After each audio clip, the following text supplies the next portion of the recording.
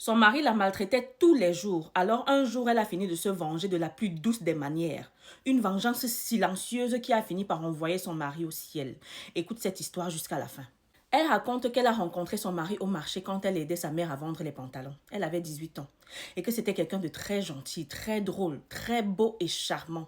Il a tellement insisté à l'épouser qu'au début sa mère refusait parce qu'elle trouvait que sa fille était trop jeune. Mais après plusieurs tentatives, sa mère a fini par accepter et ils se sont mariés. Peu de temps après le mariage, elle est tombée enceinte. Mais elle a fait une fausse couche. Elle est tombée enceinte encore une deuxième fois. Elle a encore fait une fausse couche. Et que cela a continué comme ça pendant 4 ans.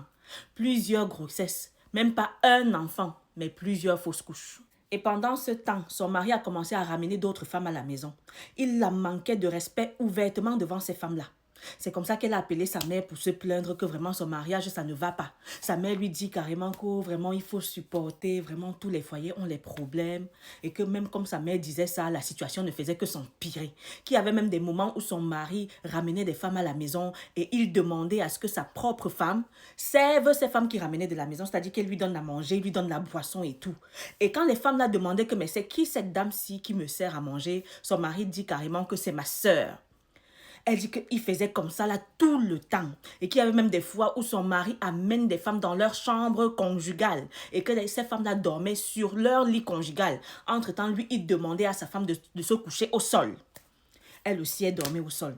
Et qu'elle a passé le temps à aller d'église en église parce qu'elle voulait que la situation change. Elle voulait que son mari change. Mais elle se rendait compte que ça allait de mal en pire. Un jour, elle est encore tombée enceinte. Elle s'est peut-être dit que avec la grossesse là, ça allait peut-être changer les choses.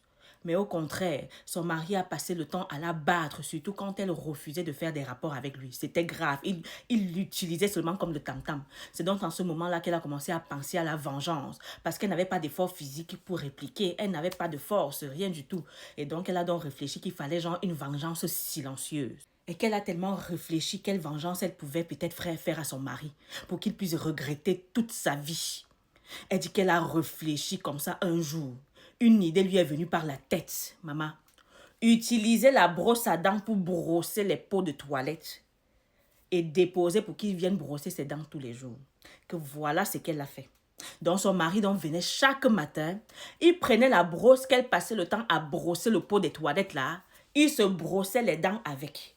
Tous les jours. Et qu'elle faisait comme ça là tous les jours. Donc dès qu'il finit de brosser ses dents là, elle prend la brosse, elle brosse le pot des toilettes, elle remet la brosse de son mari à sa place. Et son mari ne sait pas ce qui se passe. C'est comme ça qu'il prend donc, il se brosse les dents.